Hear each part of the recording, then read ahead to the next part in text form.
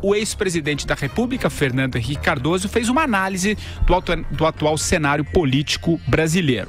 Para ele, ainda não existe um nome novo, na política brasileira que consiga chamar a sociedade em torno de uma mudança socioeconômica.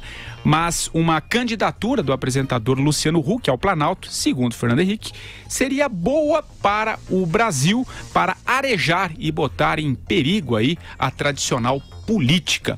Vamos colocar um trechinho dessa fala do ex-presidente Fernando Henrique Cardoso, depois a gente vai trazendo também outros temas abordados na entrevista. Só lembrando, participaram da entrevista a Vera Magalhães, o Tiago Berraich e o professor Marco Antônio Villa. Vai lá, André. Eu gosto do Luciano Huck. Eu sou amigo dele, da família dele, do irmão dele, da mãe dele, do padrasto dele, etc. E gosto dele. Acho que para o Brasil seria até bom que houvesse alguém, não sei o que ele vai fazer, porque ele trabalha na Globo, ele tem compromissos, ele não tem partido, ele vai ter que ter partido. Eu acho que seria bom ter mais opções. Não quer dizer que eu esteja apoiando. Eu, por enquanto, pelo menos até hoje, desde que eu criei o PSDB, eu nunca saí do PSDB. Porque eu acho que os partidos são importantes. E as pessoas que não têm partido, depois para governar tem muita dificuldade. Porque chega lá tem que ter apoios, tem dificuldade. Então, dito isto, eu acho que o Luciano, se ele se dispuser a ser candidato, é um candidato, vamos ver o que ele vai dizer. Do Geraldo se sabe, que ele provavelmente já disse, vai continuar dizendo. Luciano, por enquanto, não se sabe. De repente, pode ser.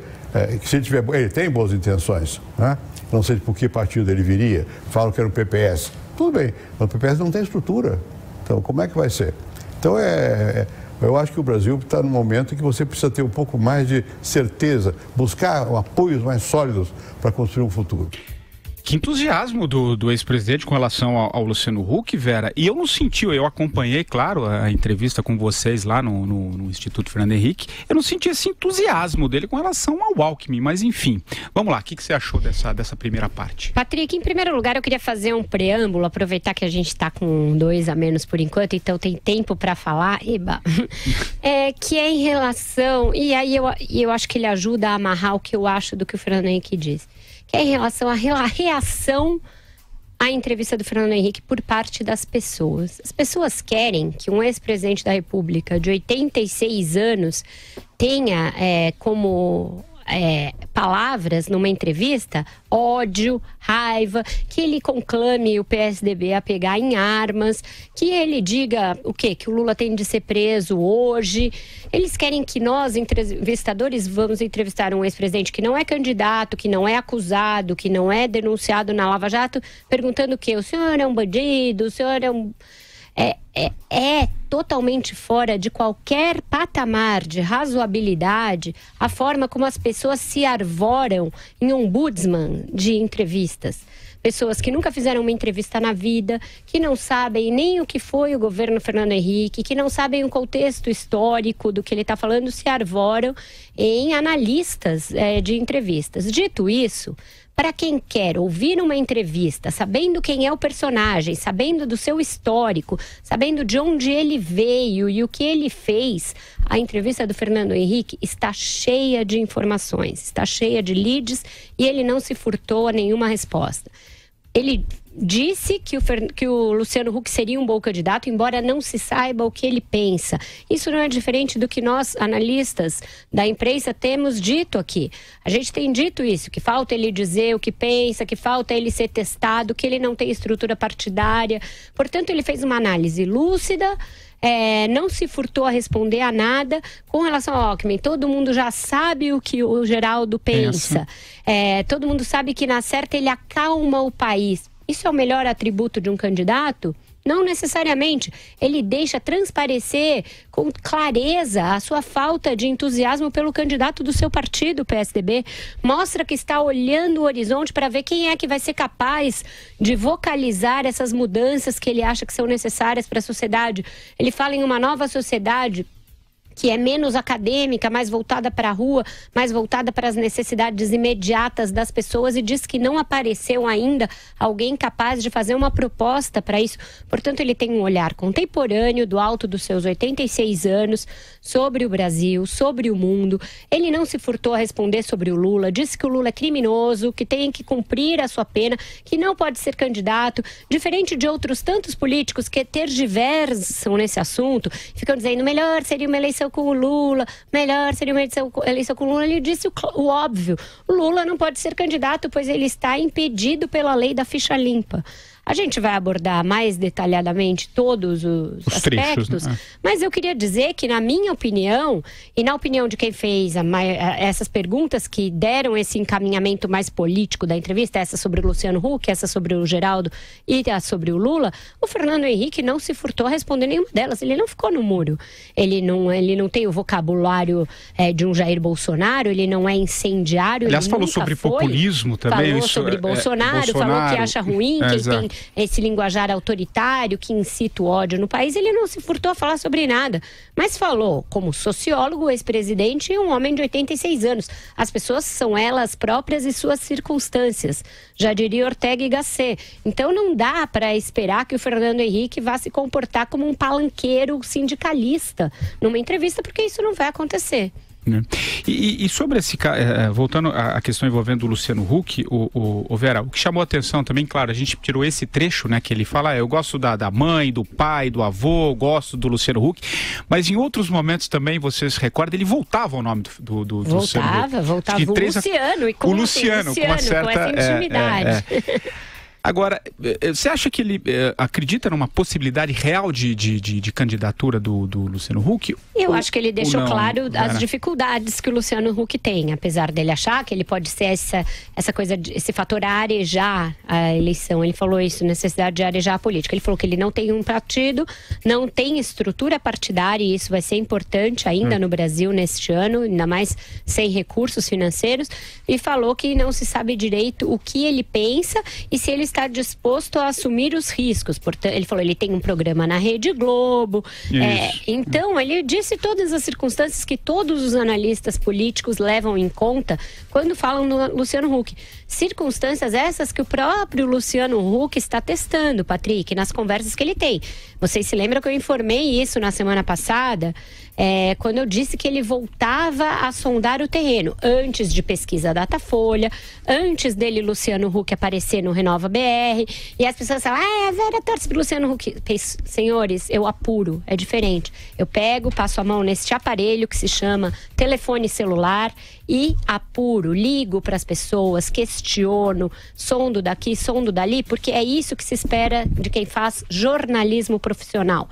Não palpite, não chate, não ficar destilando ódio pelas redes sociais, apurar e checar informações. Então, Luciano Huck está conversando com responsáveis por pesquisas. E você vem dizendo isso já há um tempo lá, até no, acho que outubro, novembro do ano passado, quando o nome veio à tona, né? Exato, com marqueteiros, ele está vendo pesquisas, ele está falando com partidos, ele fez uma aparição neste fim de semana na formatura da turma do Renova BR, além do Agora, que é o outro movimento que ele ao qual ele é ligado. Portanto, ele está fazendo movimentos. Luciano Huck é só um apresentador de TV. Atenção, Ronald Reagan era um ator de filme de faroeste. Estas coisas acontecem. As pessoas têm de sair de algum lugar. Muitos saem da ciência política, outros saem do sindicalismo, outros saem da academia, outros saem das Forças Armadas e outros saem do show business, do empresariado.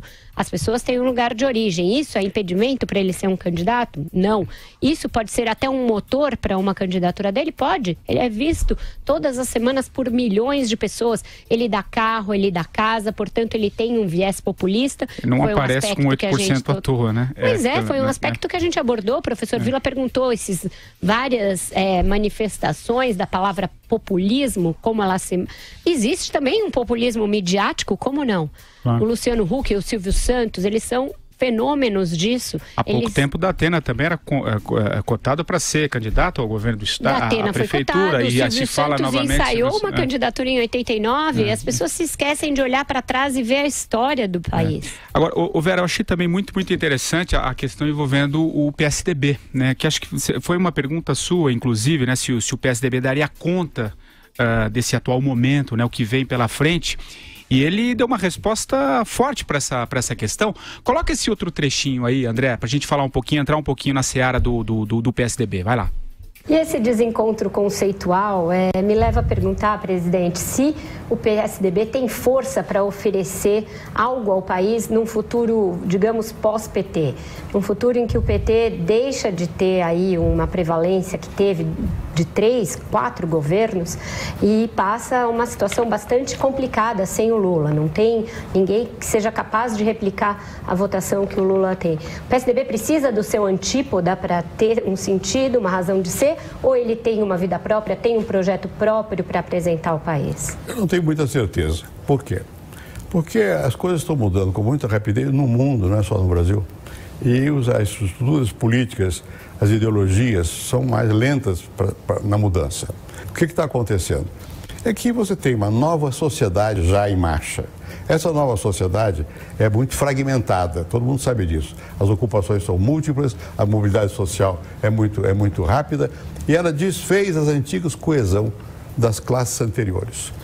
Os sindicatos e os partidos ficaram abalados, ficaram soltos, como expressão de um momento anterior da evolução da sociedade. Com a globalização, com o que implicou na globalização, que foram as transformações tecnológicas, a robotização, inteligência artificial, tudo isso, a estrutura da sociedade mudou muito. E a estrutura política está se referindo sempre àquilo que já acabou. Vera, ele diz o seguinte: eu não tenho muita certeza disso. Foi a primeira resposta. Uma resposta bem direta e bem contrária ao seu partido. Bem honesta, me pareceu muito honesta ali mesmo na... Presidente, o seu partido, o PSDB, tem alguma coisa? Eu não perguntei se tem um norte, um caminho, eu perguntei se tem alguma coisa a oferecer ao país, e ele falou, eu não tenho muita certeza. Fora dessa polarização, né, histórica com o PT, né? Pois é, ele disse que a sociedade evoluiu muito mais rápido que os partidos, o que é verdade, e que os partidos não acompanharam as demandas da sociedade, o que é verdade. E isso se manifesta de várias maneiras, inclusive nesse ódio rastaquera que a gente vê nesses chats da vida, porque a sociedade tem demandas reprimidas, tem frustrações, tem vários e vários anos acumulados de descrença na política, descrença nos políticos. Os partidos têm muita culpa nisso. O PT tem culpa, o PSDB tem culpa, outros partidos também. Não houve a renovação necessária, nem na política, nem nos partidos. Ele fala também nem na universidade. Ele diz que a universidade também olha para o retrovisor. Inclusive tem um certo distanciamento, ficou lá no passado. Então é uma análise, a meu ver, lúcida, Patrick, de alguém que vem estudando o Brasil há muitas décadas, já esteve em posição de protagonismo e quando teve lá fez coisas que com as quais a gente concorda, outras com as quais a gente não concorda. Emenda da reeleição, a maneira como foi aprovada a emenda da reeleição, com uma grande suspeita de compra de votos, a forma como foi feita a desvalorização cambial no início do seu segundo mandato, que foi um claro estelionato eleitoral, à lá Dilma Rousseff, foi um precursor da Dilma Rousseff, porque se sabia que teria de ser feito, ele não disse que faria e fez logo em seguida, e aí o Brasil viveu aqueles anos complicados na economia. E saiu com uma rejeição altíssima. Altíssima em função disso, em função muito do apagão, né, energético. Então, eu acho que a gente sabe o que o governo Fernando Henrique fez de bom e de ruim. A gente questionou sobre muitas dessas coisas ruins. Eu questionei sobre o Aécio, o professor Vila questionou sobre ele ter nomeado o ministro Gilmar para o Supremo e o Renan Calheiros para o Ministério da Justiça, e ele não se furta nem a isso. Ele diz, não, o Gilmar eu acho que eu acertei, que ele era um bom nome, era um nome técnico, e o Renan eu acho que eu errei, mas e fez uma leitura na época, né? Exato, foi por razões políticas. Ele não negou que... Ele não disse que escolheu o Renan pelo seu saber jurídico. Ele disse, não tem saber jurídico, não era esse um critério, foi uma escolha política. A gente já restabeleceu o contato com o nosso Marcelo Madureira. Madu, a gente está falando exatamente dessa entrevista, né, exclusiva que o ex-presidente Fernando Henrique Cardoso concedeu aqui ao Jornal da Manhã. A Vera, o Tiago e o e o Vila que participaram dessa entrevista. A gente trouxe no primeiro ponto ele falando sobre o Luciano Huck, um certo entusiasmo, inclusive com uma possível candidatura do Huck. E agora a gente falando dessa situação do PSDB, né? Que ele não tem muita certeza, não, se o partido vai dar conta desse atual momento. Quais as suas considerações sobre esses dois trechinhos para a gente avançar depois para falar do Lula e aí sim a gente encerrar esse trecho? Vai lá, Madu. Tá certo. Essa perplexidade do ex-presidente Fernando Henrique, eu acho que ela é muito bem-vinda, porque é uma visão bastante realista da situação que se vive hoje não só no Brasil, é no mundo. Infelizmente, né, as pessoas não aceitam que a realidade ela é muito mais complexa, né? Ela é muito mais sutil, né, do que nós desejávamos, né? Antigamente, né, com a polarização que havia no mundo, né, o capitalismo do lado, o socialismo do outro, a Guerra Fria, era mais fácil você entender as coisas. Era através de um raciocínio mais simplista, porque também era enganoso isso, né? Era uma ilusão. Mas com o fim do socialismo, né, o mundo hoje ele vive um momento de grande perplexidade, de uma mudança radical da base tecnológica, né, uma diminuição enorme de postos de trabalho que só tende a crescer, né, no mundo inteiro. E a grande dúvida é em que tipo de sociedade nós queremos viver. E isso é uma discussão extremamente complexa. E a gente repara na discussão política no Brasil, principalmente das redes sociais, é extremamente primária, é rasteira, né? Essa divisão desses polos opostos, Lula e Bolsonaro, são dois dinossauros, né? Duas aves, dois animais em extinção no mundo contemporâneo, não sobrevivem a nada. E o próprio PSDB, como disse o ex-presidente, também não tem respostas para isso, muito porque a nossa classe política é despreparada. Ela não tem, no Brasil você não tem estadistas, não tem pessoas preocupadas ou com capacidade de analisar o que se vive, não só no país, mas no mundo inteiro, e mais importante que isso, formular politicamente sobre o futuro.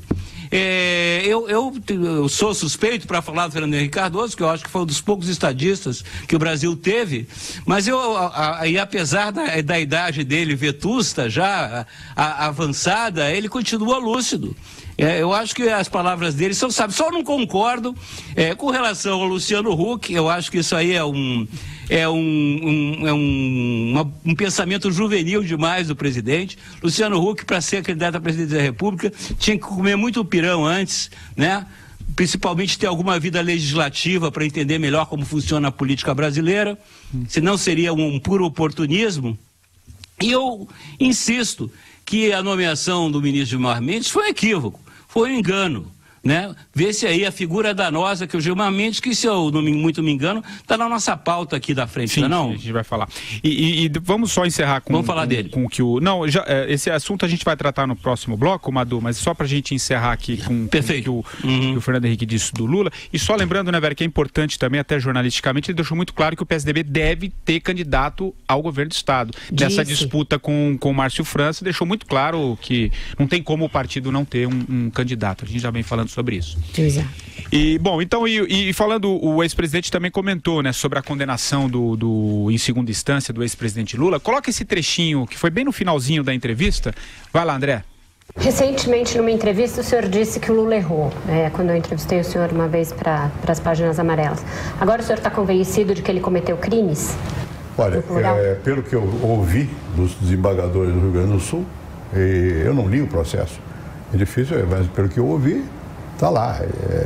Tem bastante elementos de dizer, olha, isso não pode estar contra a lei, não dá para... É crime, né?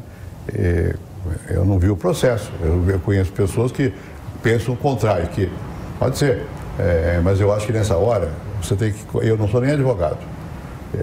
Um juiz pode errar. Agora não foi um mais 3. Já são 4. Não existe nenhum segmento da sociedade política brasileira que queira condenar. Não existe. Tá? Os partidos não estão envolvidos nisso. Não há. É uma rebelião dos juízes? Os juízes que estão querendo, que querem se vingar? É pouco provável. Diz que um juiz pode errar, não 4. Um juiz pode errar, não 4, está no processo. Ele cometeu crimes, ele disse. São crimes. E disse também que não se pode pensar em uma rebelião dos juízes para simplesmente acabar com o Lula. A gente vai voltar a esse tema porque o Lula, que não cansa de repetir isso, falou de novo que o Moro é um analfabeto político, etc. Isso é importante essa afirmação do Fernando Henrique sobre o Lula, porque outros políticos têm sido muito mais condescendentes com ele.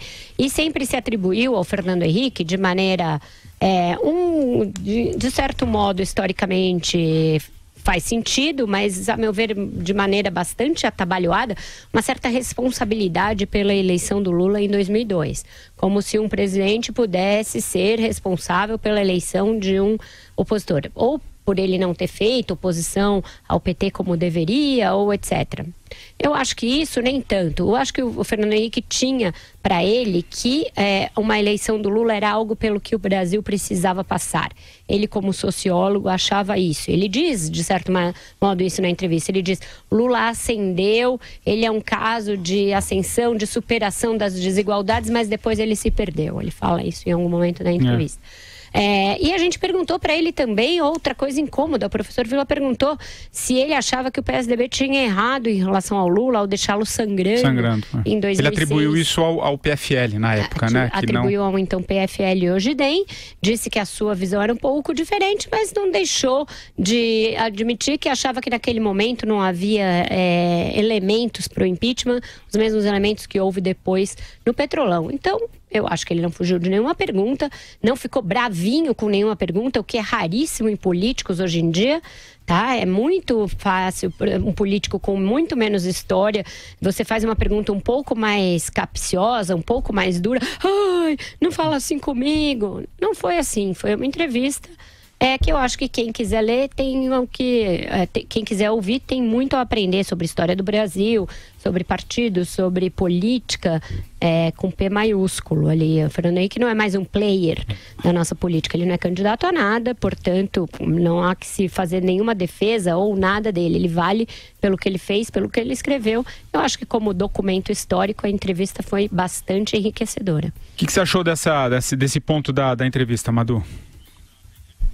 Eu achei, ao contrário da Vera, que faltou um pouco mais de ênfase na condenação ao Lula, aos crimes do Lula, né? Eu achei que ele foi um pouco vacilante ali, é o velho corporativismo brasileiro, né? O corporativismo brasileiro, ele permeia todos os nossos segmentos da nossa sociedade. Tem corporativismo até entre ex-presidentes, né? Eu acho que ele poderia ter sido mais enfático ali na condena, em concordar com a condenação com Lula. Eu imaginava que ele seria ali mais firme, mas como ele mesmo falou, existe uma dificuldade muito grande dos políticos de condenarem o Lula, ou aceitarem a condenação, mas é claro, porque esses políticos todos estão na fila para serem condenados. Se a justiça funcionar, se a fila andar, esses caras vão ser objeto também de penas como o Lula está sendo, porque cometeram crimes. E não foram crimes políticos, foram infrações, crimes comuns, né? Crimes, formação de quadrilha, lavagem de dinheiro, né? Corrupção, são essas coisas. Por isso que a classe política, uma grande parte dela, que tem o rabo preso, não titubeia em defender o Lula.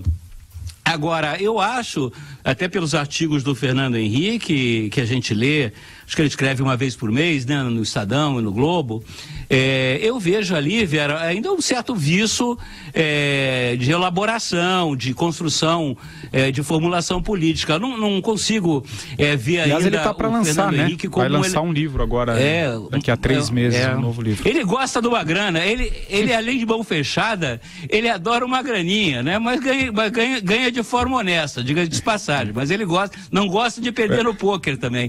Mas só queria fazer uma ressalva. Nessa ocasião do Deixa Sangrar, eu me lembro claramente que eu encontrei o senador Álvaro Dias e o senador Roberto Freire lá na minha terra, em Curitiba, no aeroporto, e eu falei, vem cá, vocês não vão empichar o Lula? Não, na época do mensalão. do mensalão, ele atacou a Constituição. Aí ele, aquela conversa de cafezinho, mas você tem que ver, Marcelo, que a opinião pública é toda favorável ao Lula, seria uma comoção. Mas eu falei, mas ele atacou a Constituição, que ele jurou defender e honrar, isso é um crime. E eu acho que houve ali uma mais do que conivência da classe política com o Lula, né? E deu no que deu. Eu acho que eu discordo do Fernando Henrique, o Brasil não precisava ter passado por essa experiência do Lula, não precisava ter passado por essa experiência petista. O Lula não é um vitorioso, não, o Lula é um oportunista, porque faz muito tempo que ele não pega uma ferramenta. Se você contar a vida dele, ele passou mais tempo sentado em gabinete fumando charuto e bebendo uísque do que no chão da fábrica que ele tanto diz que de onde ele veio. Ele é um vitorioso porque ele se juntou ao que existe mais atrasado na política brasileira, ao que existe mais atrasado na sociedade brasileira. Ele foi vitorioso dessa forma, traindo as suas origens, traindo a sua classe, traindo o seu povo. Então, para mim, ele não é um vitorioso, para mim ele é um vendido.